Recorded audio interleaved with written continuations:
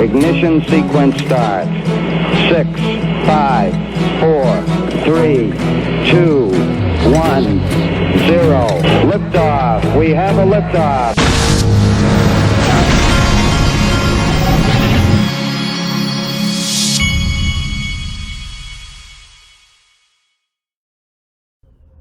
Hey everybody, this is the Digital Asset Investor, and I wanted to start with this video from Anthony Scaramucci on CNBC. Check this out right here. Your crypto fund, though, is being whipsawed by what China is doing there on the crypto front in terms of Bitcoin mining. Do we need to see that threat abate in order for Bitcoin to emerge from what some people are already calling its next winter? Oh, yeah, listen, Vic, it's been very volatile, but let's just go back and look at it 30,000 feet. It was roughly 8,000 last July. It's in the mid-30s today. If we didn't have that blow off top, I think people would have been very happy with Bitcoin's trajectory. But I think the point that you're making is that, yes, China put a hurt on Bitcoin, but long term, I think that's very positive. Because remember, everybody's worried about Bitcoin's effect on the environment. We just learned from the Bitcoin Mining Council that Bitcoin mining is now 56% renewable. With China out of the picture and all those coal-fired electric plants in China, Melissa, out of the picture, that ratio is going to continue to increase. And when you see things like what's going on in El Salvador and the continued expansion of Wall Street firms adopting Bitcoin and other funds like Ethereum, we just launched an Ethereum fund as an example, July 1st. I'm long-term positive on what China is doing. China getting out of the way, I think, will be a long-term positive for Bitcoin. Okay. Your crypto I don't believe that there's any long-term winner for crypto. I just don't believe that there's going to be some long crypto winner. I think we're too far along now. Okay, wanted to show you this. I was just fooling around this morning. I went to the Wayback Machine, and I wanted to show you, this is from, I believe it was 2013. This is OpenCoin. This is before it was Ripple. This is what it looked like. Chris Larson, Jed McCaleb, David Schwartz, Stefan Thomas, and then this guy whose name I can't pronounce, and this guy and this guy. But the interesting thing is you don't see an Arthur Brito there, okay? Then this was another snapshot probably around the same time. I was looking for the first one I could find where they had pictures. You'll see there's Bob Way, David Schwartz, Stefan Thomas, there's Jed McCaleb, and Chris Larson. And I was just poking around this morning, and I also found this interesting clip from July 25th, 2014. Listen to this. Ripple payment network startup Ripple Labs has unveiled plans for an ambitious new smart contract system called Codius, which can integrate with existing contractual and monetary systems, including Bitcoin, Ripple's XRP, and fiat currency. The system functions by way of smart oracles, which can sign things and trigger actions if or when a condition is met, and can be more easily coded in any programming language, making the execution of basic contracts more reliable and automated. According to Chief Risk Operator Greg Kidd, the result would make antiquated systems such as payments and legal vastly more efficient and democratic using distributed technology, so lawyers, judges, etc. can focus their energies on more complex cases. I thought that last part was very interesting. Greg Kidd making a comment about how this could change the legal system of all things. Okay, Riz XRP sent me this one from Standard Custody, which is Polysign. Okay, what do our partners say? Cowen Inc.'s Jeff Solomon. Polysign has developed proprietary next-generation blockchain technology that we believe will be foundational to the development of secure, trusted digital asset infrastructure. You better believe it. Then we had this. Now this is interesting, folks. Why tether the world from CNBC? Remember, Jim Cramer was activated a few weeks ago about Tether. I actually showed you his Twitter feed. Jim Cramer was told that it was time for him to start talking about Tether about a month ago now, I think. Okay? And now CNBC on the whole has been told that they should begin talking about Tether, because as we know, they do as they're told. They don't practice investigative journalism. It's more what they're told to talk about. Why Tether, the world's third biggest cryptocurrency, has got economists worried. Okay, I want to go down, I think it was this part right here. I'm hoping it's this part because I was going to make a point. Some investors and economists are worried Tether's issuer doesn't have enough dollar reserves to justify its dollar peg. In May, it broke this.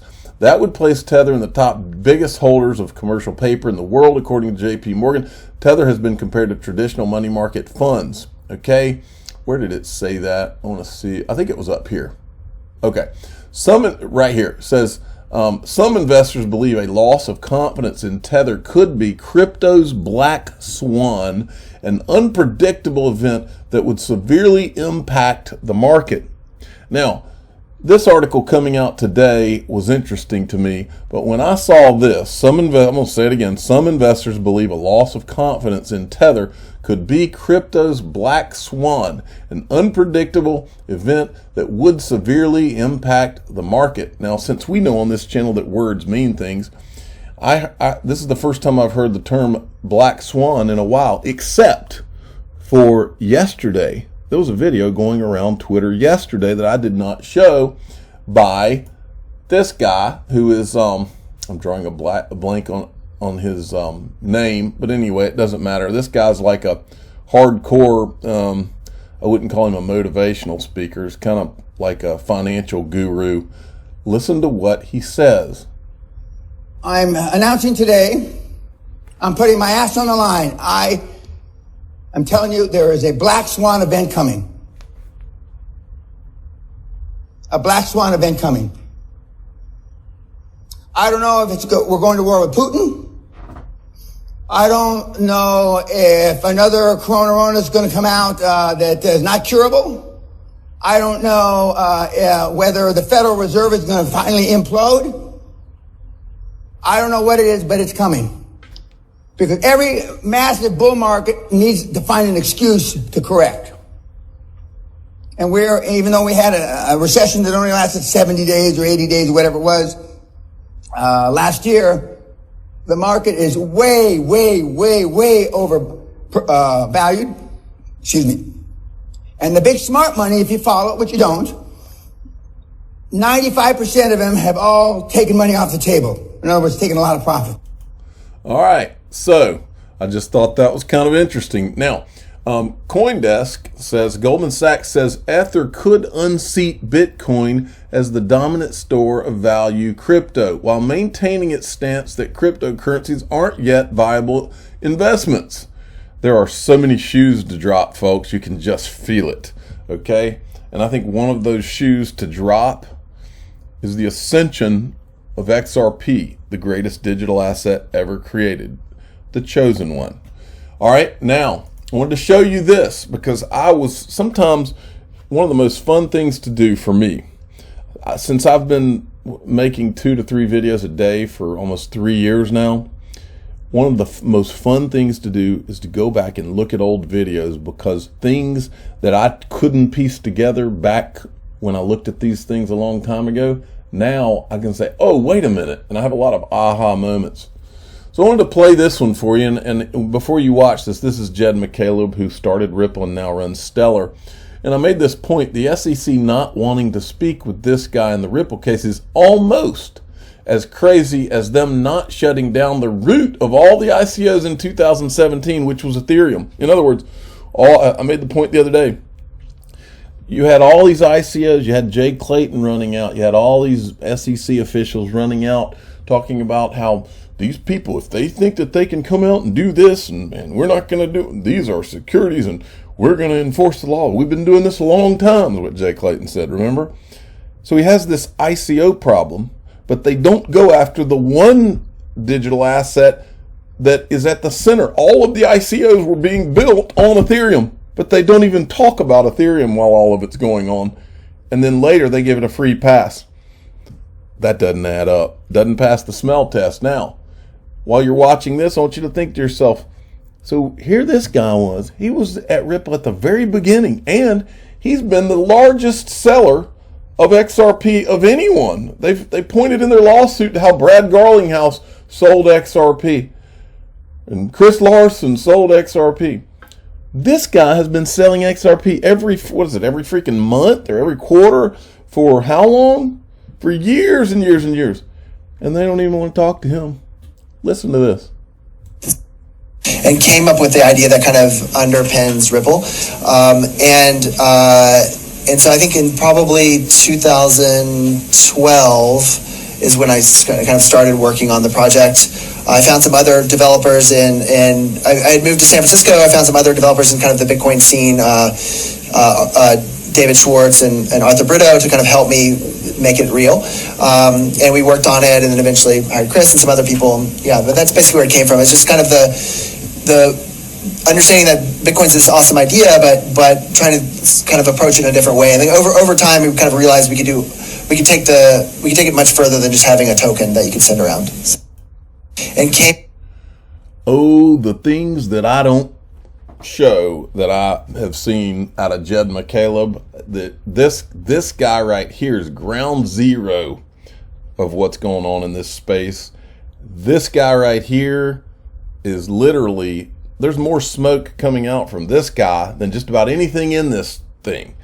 And the fact that they don't want to talk to him, they don't want to talk to Arthur Brito and some of those guys, that tells you a lot that you might want to know. Okay, CSMA144K sent me this. Ripple tweeted this out today. GM Ashish Burla details how RippleNet is evolving from cross-border payments to become the bridge between traditional enterprises and crypto-enabled world. Welcome to the tokenized future. I'm not going into the article, but I do want to show you this. I've shown you this clip many times before. I want to show it to you one more time, and then I want to tell you about something that I think is great. Quick gains out of it? Does it hurt the growth of cryptocurrencies, that usage for a quick buck? So it's kind of chicken and egg. You have to create a marketplace. And right now we have about 150, 200 exchanges around the world that trade in XRP. A lot of it, as you say, is very shallow trading by individuals. And that is not the use case that we are pursuing. What we are pursuing is the use of XRP as a financial asset by sophisticated institutions as a bridging mechanism. So does this hurt or harm? Well, it creates a lot of noise. And, we certainly a lot of noise. Don't want that much noise, but we're waiting. And for example, this last quarter, the bulk of XRP sales were to institutional investors. And as this transitions away from retail to institutions, we'll start to use it for wholesale, financial usage. That's when the turning point will come. Got it. Okay. Against the backdrop of some of what we've been hearing recently, we saw that Quincy Jones guy, and he was talking about the potential of the government coming in and getting a hold of the escrow or whatever, or confiscation and that type of thing was being talked about. But there's a point here that I've made before, and that is that Ripple has never been, the use case for XRP has never been retail. You and I, we that have been buying this, we are literally the testing ground for what they've been working on, okay? And I'm not offended by that. But what he basically said is that we are the noise. And so I made a point a while back. I said, that's the perfect t-shirt idea right there, is because we are the retail investors and we are literally the noise in more than one way. Myself, I'm probably the king of the noise in that I talk a lot. There's a lot of noise coming from this channel. So, and at times I'm sure that Ripple doesn't want to hear my noise, and sometimes maybe they do want to hear it, but they don't really have an influence on what I say or don't say. And so I am the noise. You are the noise. As a retail investor, I believe we literally were needed to test this network, but we are the noise. And so I said a long time ago, how great would it be for a t-shirt that says that we're the noise, because we are the noise. And somebody brought to my attention that they took that idea and ran with it. Okay. And for that reason, I think it's such a good idea. I'm actually getting the shirt myself, and I want to show it to you. XRP Retail Investor. We are the noise. I'm getting one of these shirts myself. And I'm also, just to do this person a favor, I'm making no money off of this whatsoever and don't want to.